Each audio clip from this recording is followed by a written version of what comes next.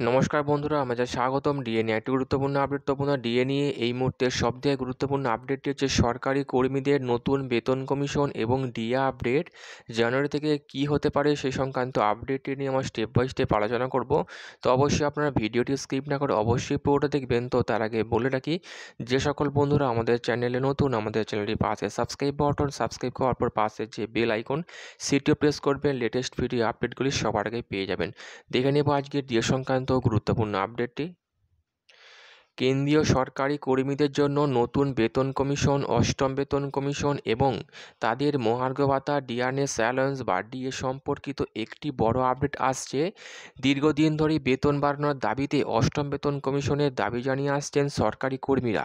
এই বিষয়ে কিছু প্রত্যাশা প্রকাশ করা হয়েছিল যে নভেম্বর মাসে একটি ঘোষণা আসতে পারে, কিন্তু এখন সেই প্রত্যাশা পূরণ হচ্ছে না বলে মনে করা হচ্ছে।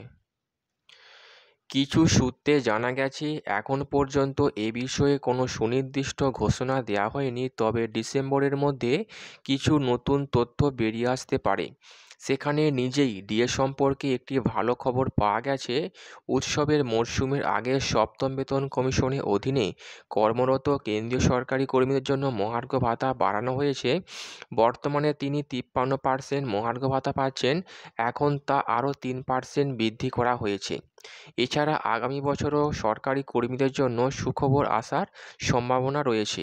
সাধারণত সরকার প্রতি বছর দুইবার মহার্ঘ ভাতা বৃদ্ধি করে এবং 2025 সালের জানুয়ারিতে মহার্ঘ ভাতা আরও একটি বৃদ্ধি হতে পারে।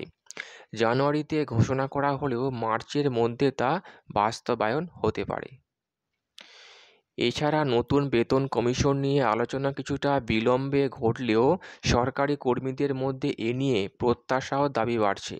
জয়েন্ট কনসালটেটিভ মেশিনারি জাতীয় কাউন্সিল এ বিষয়ে বৈঠকে আলোচনা হতে পারে এবং সেখান থেকে বেতন কমিশন কার্যকর করার তারিখ সম্পর্কে কিছু নতুন তথ্য পাওয়া যেতে পারে।